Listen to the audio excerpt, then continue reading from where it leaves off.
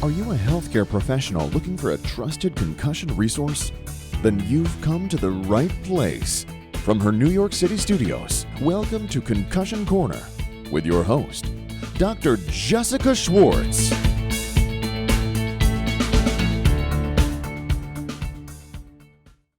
now, a word from our sponsor. Did you know that sport helmets are rated on a 5-star system similar to cars?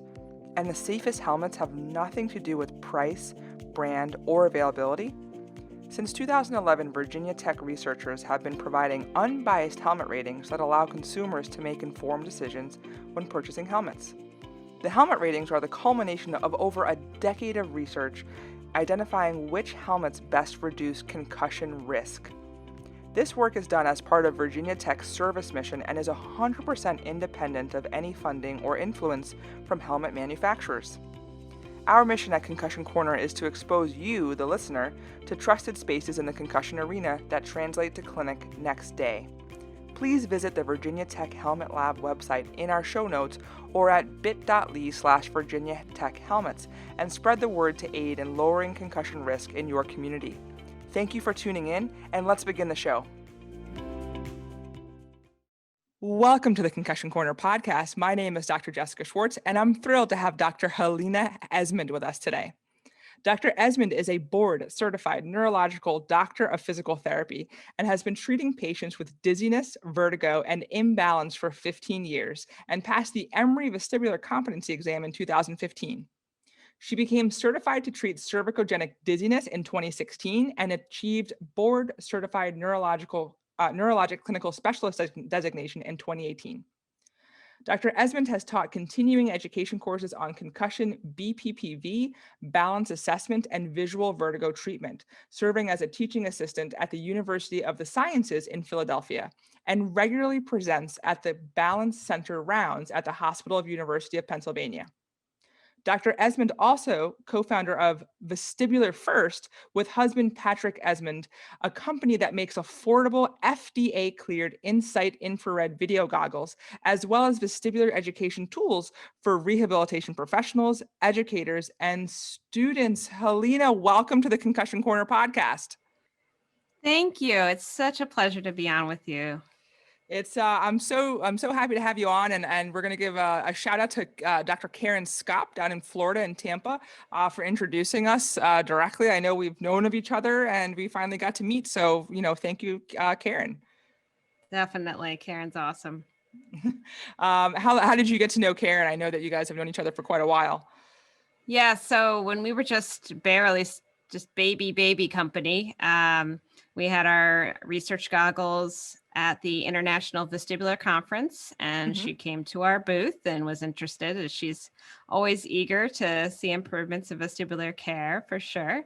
And, so she checked us out and, just has been kind of what I'd call a bit of a fan for us ever since, which is awesome. So I'm very honored to have her in our corner, so to speak. Oh, awesome. Yeah, she's a good one to have in your corner for sure. And she's definitely a friend of the podcast and a friend of mine. So, shout out to Karen if she tunes in for this one. Helena, you are our first time podcast guest on the podcast. That's been my goal for season 4, is to kind of introduce our listeners to new faces and just overall great clinicians in the fields. And the fact that you're, like many of our podcast guests are, a board certified neurological physical therapist, and you've completed the Emory course. I would love for you to just kind of introduce yourself to the world. Literally, we're in almost 50 countries, and just kind of let people know your journey from physical therapy school into neurological physical therapy, and how you entreed into, this vestibular specialty. Sure. So, like most folks, I think you start out, you're a young student trying to figure out, how do you contribute to the world and make it better? And so I was lucky enough to volunteer at a hospital near where I went to undergrad, Northwestern University, on the outskirts of Chicago. And I got placed in the the physical therapy department there as a volunteer, and just immediately fell in love with the concept of really helping people get back their goals. I was a lady who wanted to be able to play with her grandchildren again after a stroke and that sort of thing. And so I just thought, wow, that's like pretty awesome to be a part of that process. So I went on to physical therapy school at Marquette University in Milwaukee, had a wonderful experience there. A lot of great instructors, including Tina Stuckman, who was my neuro guide. And so that definitely put me on the right path to having enough skills that when I went on to my first job, which was in Philadelphia, where I live now, and I worked at a hospital, Albert Einstein in North Philly. And, you see everything in an urban hospital for sure, or just about everything. So I was on every floor over my 8 years there. And I ended up spending a fair amount of time on the neuro floor as well. And we started to see a pattern where you have these patients come in and they would be dizzy and falling over. And so they would check their brain to make sure there wasn't a stroke. And then they would say, oh, well, no stroke, it's time to send them home. But then the patient would still be falling over. And so Indeed. Then the doctors would want to send them to a rehab center to help them get their balance back over time. And I remembered from my class with Dr. Stuckman, like, oh, I think there's some things we can do for some of these patients that might be immediate in care that we could really improve their balance very quickly if we gave them the right treatment for their dizziness. And so I took a couple extra courses, and my department there was very supportive. And, we ended up really becoming integral in the emergency room, as well as in what they call the observation unit, where they don't officially admit the patient, but they just kind of keep them for a short amount of time to run testing and try to, get the diagnosis figured out so that they can put them on the right path to treatment as quickly as possible. And so, we ended up building up that program. Another clinician who's fantastic, Jagisha Rana, and we ended up instructing the medical residents who would come in every year, because it's a teaching hospital. So there's always new physicians coming in who are just being trained. Happy July 1st, everybody. Yes, don't go to the hospital in July. And so, we would be a part of that. So it's pretty exciting to really feel like you're making a pretty big difference in the lives of these patients, because, in some of these cases, you're really able to, again, address their dizziness quickly. And we talk more about that, I think, in a little bit, as far as what diagnoses you might be dealing with. But anyway, and get them home instead of having to go to a rehab, which rehabs are not bad, but if the patient can get, back on track faster and be able to go home, that's certainly much preferred for everybody. Yeah, especially now in the times that we're living in, for even in a pre-COVID world, we want to get patients home, and that's where patients want to be. But especially now in a not even a post-COVID, we're living in a COVID world. We want to get people as home, as quick as possible. So that's awesome that you're able to really interact with, so many levels of care. Yeah, definitely. So that was kind of where I call it the vestibular fire was lit inside me, because I felt very empowered. And, the thing about a hospital, which is good, is that most of the time people don't stay a long time. So you don't really get to see their progress or move them through a treatment plan so much. So I ended up doing a little bit of outpatient in the home, and then switching to an outpatient clinic, and then doing neuro and vestibular full-time for them through Good Shepherd Penn Partners. And I got a ton of great training in that environment. They were really great with mentorship. Betsy Grace Dorgelis, who is like one of the greatest minds I know in the vestibular world. I was lucky enough to learn under her, and they did support me going to Emory, which is kind of the gold standard historically for vestibular training. It's very thorough. You get physical testing of your skills. You have to watch eye movements and interpret them, take a written test at the end. It's very intensive, so that when you come out, you really are, strong. I mean, you're always learning. It's never over, but, at least gets you a little further along the path to treat these patients, because not everyone, just has one cookie cutter textbook problem. Right. Wouldn't it be so simple? Oh my gosh. Yeah. I went through an orthopedic residency, and I don't want to poo-poo anything in orthopedics ever again, but, I really have bridged this gap between ortho and neuro. And, gosh, would I love to quote unquote, just see an ACL again, to be as, that simple or of whatnot. But, yes, anyway, that's awesome. So, I'd love to chat with you about this, because we actually haven't really spoken about it in detail detail, and we have so many interdisciplinary folks listening in, including patients. This podcast, Concussion Corner, is geared towards the healthcare professional. However, I know we have patients listen in, and so I would love for you to talk about just the importance for you to be board certified in neurological, like an NCS, a neurological clinical specialist, as a doctor of physical therapy, and having also gone through this, postdoctoral training of the Emory vestibular course. I would love for you just to kind of tie in why that's so important for your educational journey, and why it's also so important to have folks on the same page and from a provider standpoint, so patients can really get best care, access to care. Well, definitely. So, I think something that can be said is that when you come out of, your graduate program, and we'll just say physical therapy for my experience as an example, you come out with a good solid set of base skills, right? A foundation.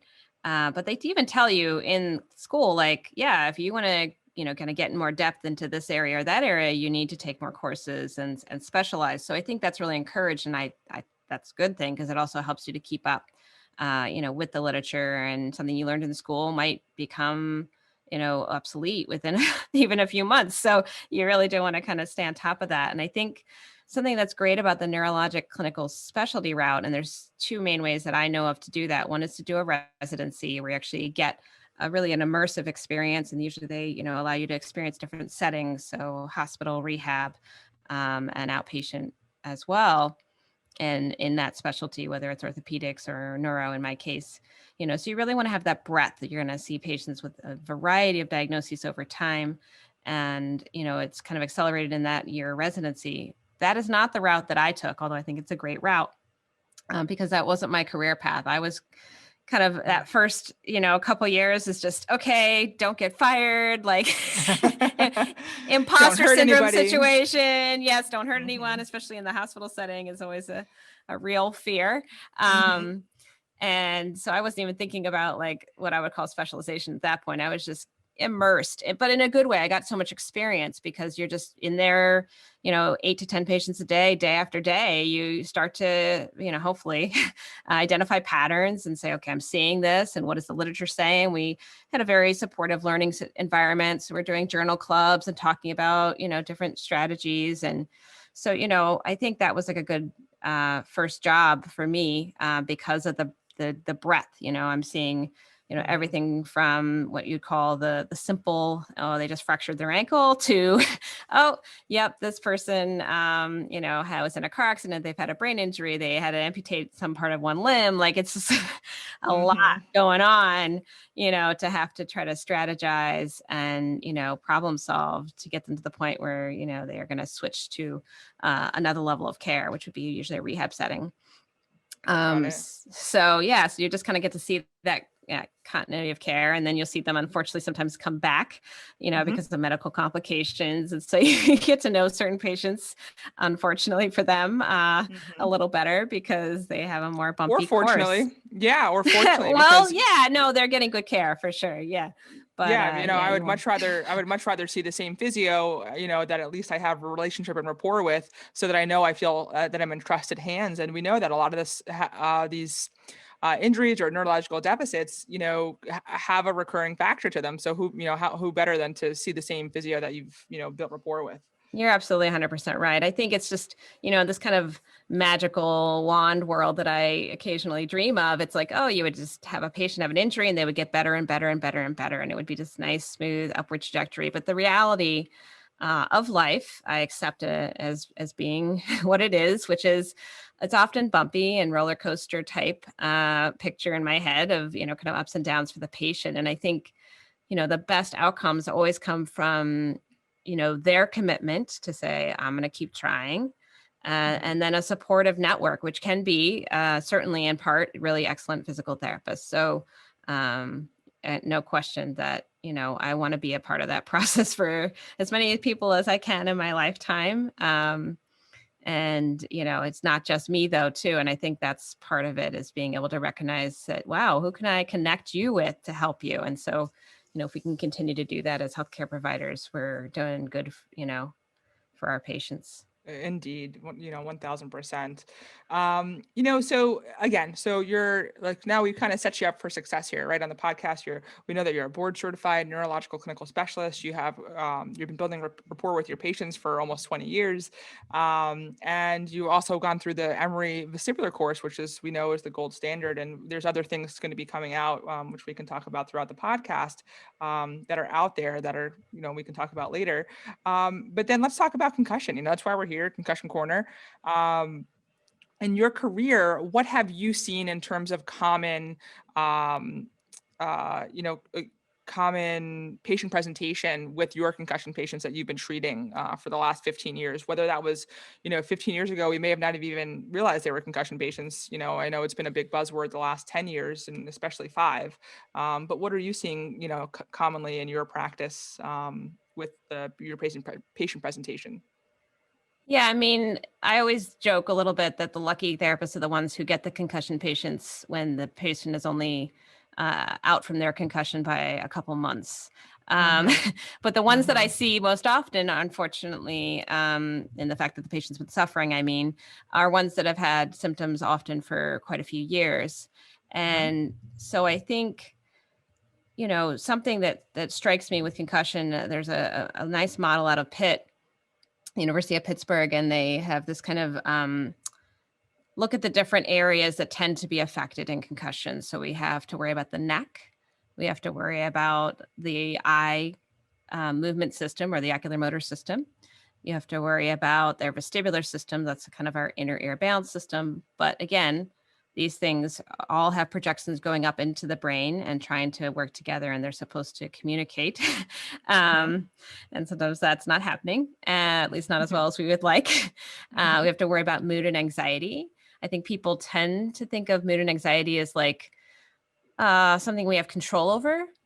It's not that simple, in my opinion, because the limbic system is one of our oldest brain systems known, and it is an emotional system, and it is part of the brain, and it has connections to these other parts of the brain. And they know that, for example, if someone has had a vestibular inner ear issue, that affects that system because they're connected for safety. We're supposed to be afraid of like heights and things. This is like designed to keep us alive.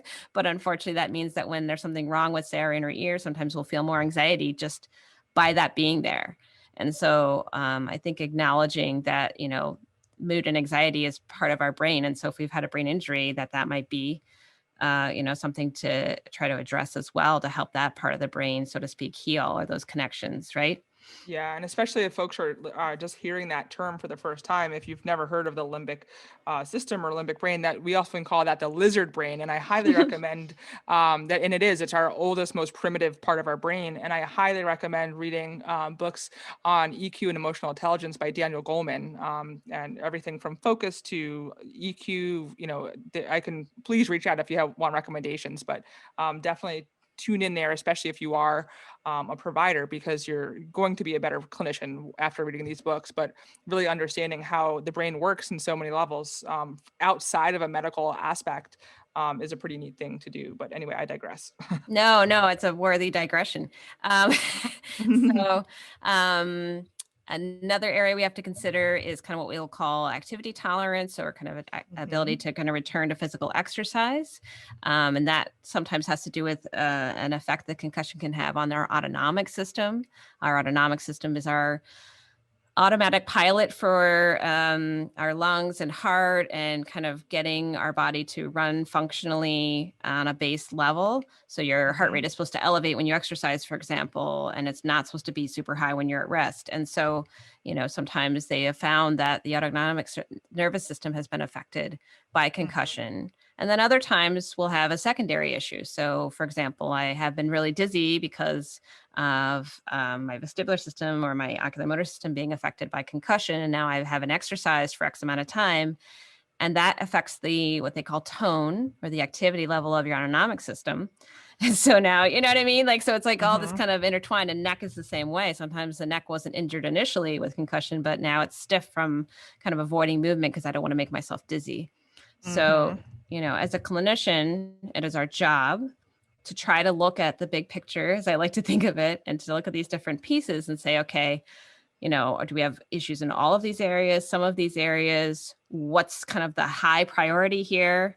For me, neck is always high, because if you can't move your neck, it's pretty hard to do eye and head exercises for your oculomotor or your vestibular system. So, you have to prioritize a little bit. Yeah. And, you're tying into the limbic system with the vestibular system, which I learned something from you for sure with that moment. And then also, even with the upper cervical spine, we're looking at the CO to C3 afferents, that's attached to the ocular motor system, that's attached to the vestibular system, that's attached to migraineurs.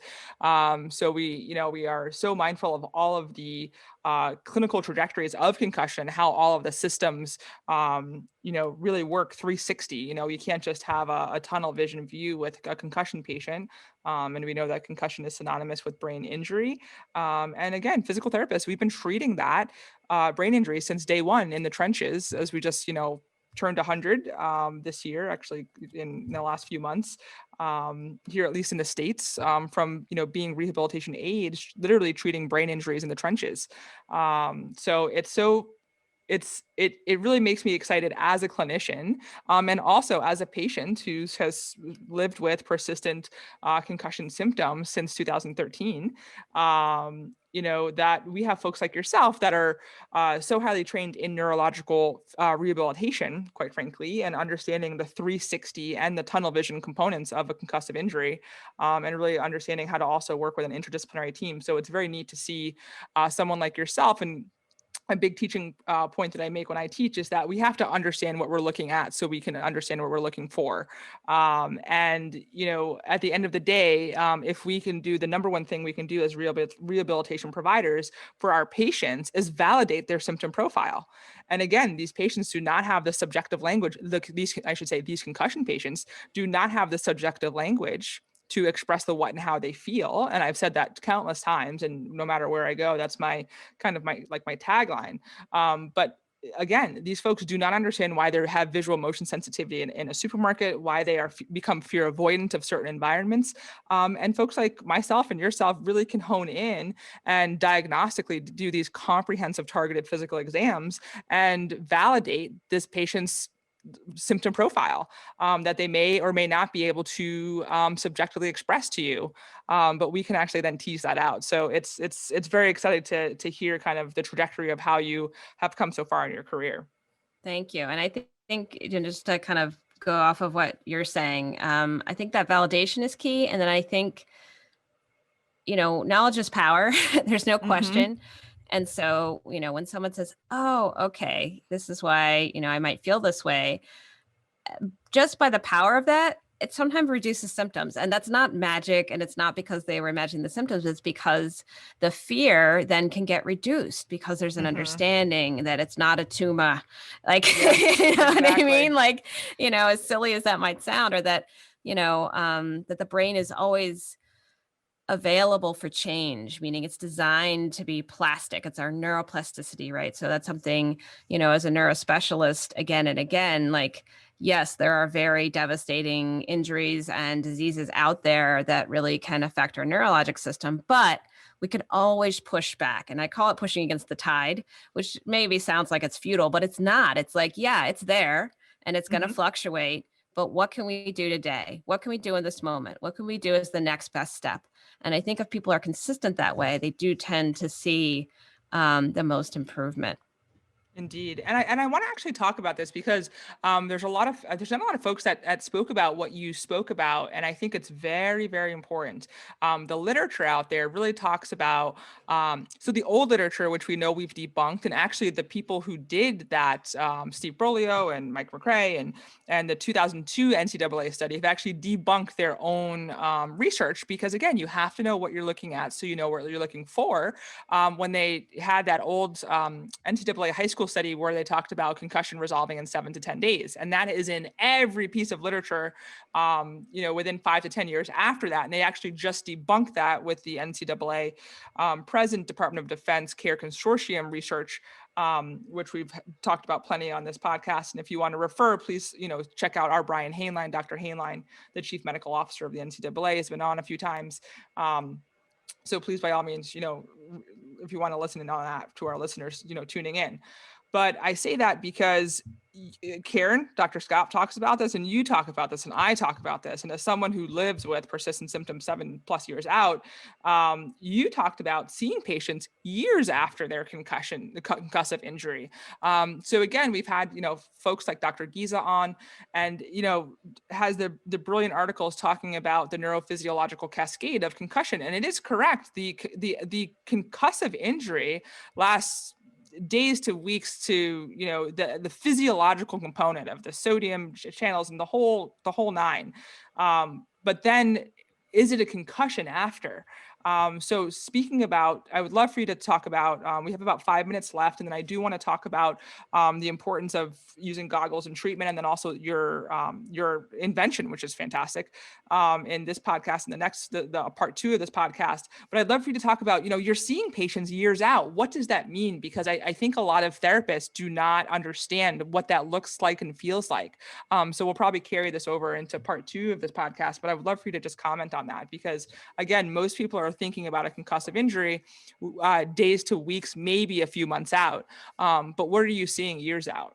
No, I mean, I think that the biggest thing I have learned, which I probably knew all along, but it really has struck home treating these different patients, especially with concussion. The brain is a learning machine. And this is good, and this can be challenging. So when I ask a patient, for example, well, how long have you had dizziness, let's say? And they say, oh, yeah, well, pretty much ever since I had my concussion 10 years ago. I say, so, every morning you wake up, and now that you've had dizziness for a day or a week or a month, your brain's like, oh, yeah, dizziness. That's what we do. That's where it's at. Like, that's not normal. I don't like that word normal, but that's what we experience every day.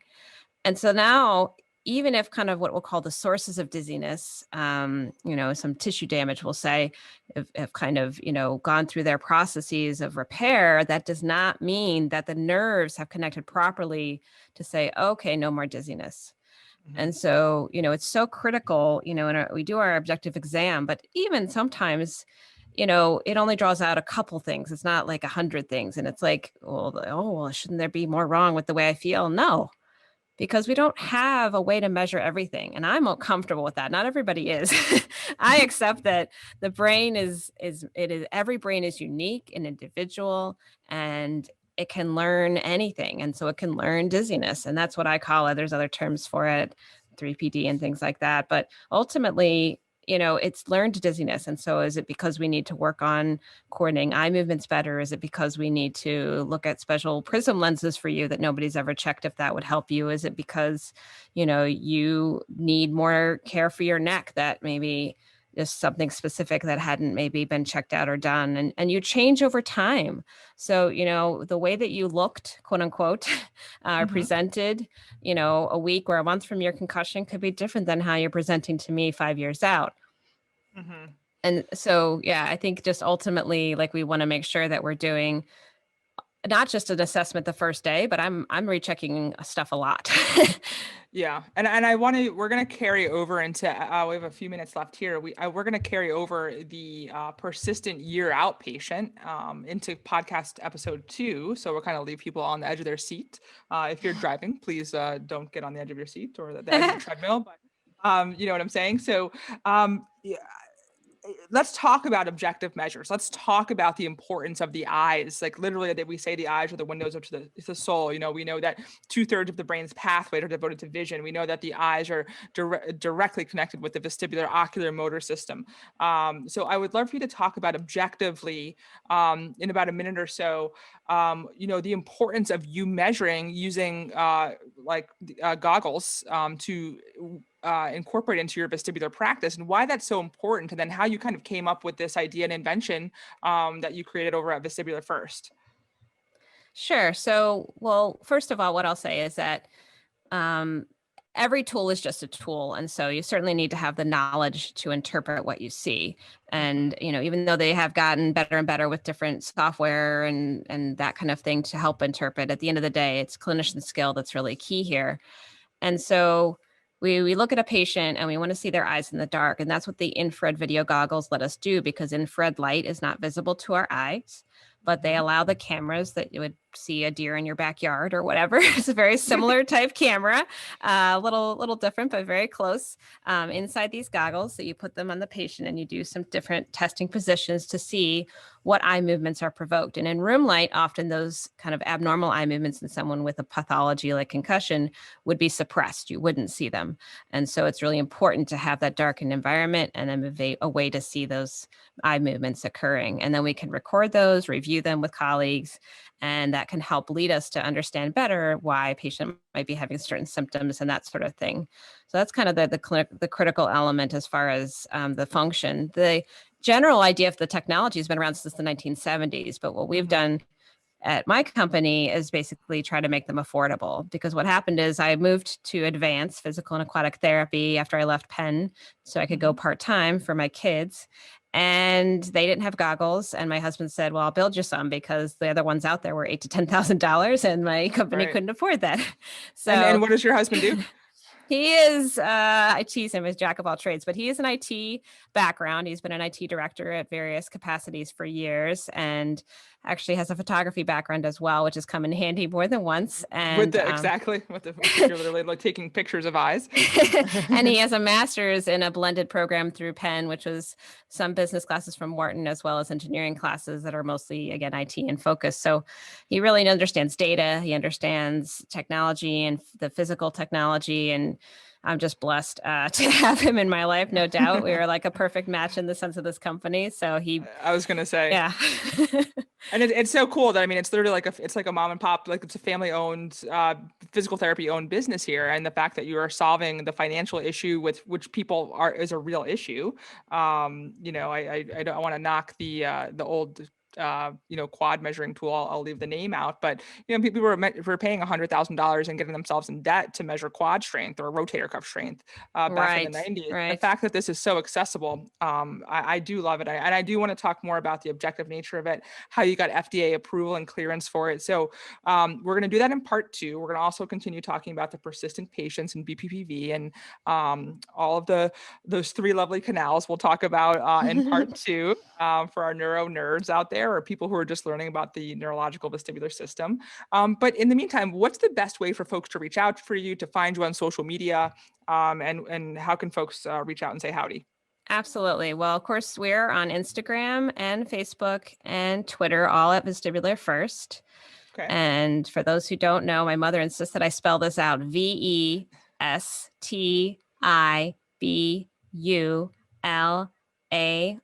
and then the word first, FIRST. And awesome. we'll put all of that in the show notes. They know I do a good show note link, so we'll put it all I'm in sure the show you notes. do, but yes, my mama's and sisters, you have to spell it. Okay, Mom. I mean, you got to do what your mom says, right?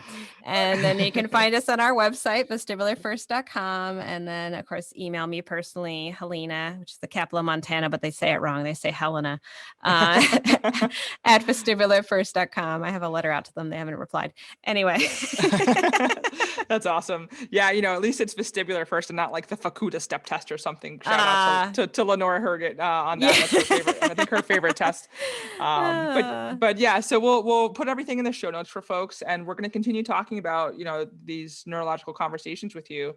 And I love having the opportunity to talk about objectively measuring them, but then also remembering that concussion is a clinical diagnosis only, and the fact that we have tools that can help us, like these goggles, I think is super helpful for clinicians, because it literally is like night and day when you're doing these examinations and treatments on folks. So again, thank you for tuning in, for joining Dr. Esmonde and myself. I asked people, I'm asking in season 4. It's taken me almost 70 episodes to do this, but please consider rating us 5 stars over in the Apple Podcasts realm, or anywhere you listen, Spotify, Google, iHeartRadio, the whole 9. It really helps us grow. We're a small business. Each podcast takes 5 to 6 hours to produce and edit and upload, and the whole 9. So we want to keep bringing this to you, free open access, endorsing that FOAMed education, free open access medical education. So we thank you guys for tuning in, and we'll leave you hanging for the part 2 of Helena Esmonde's podcast here with Vestibular First. So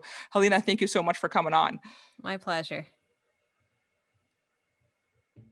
Thank you for listening to the Concussion Corner, hosted by Dr. Jessica Schwartz. The information in this podcast is for entertainment purposes only and not to be used as personal medical advice. Don't forget to follow us on social media on Facebook, Instagram, Twitter, and YouTube at Concussion Corner.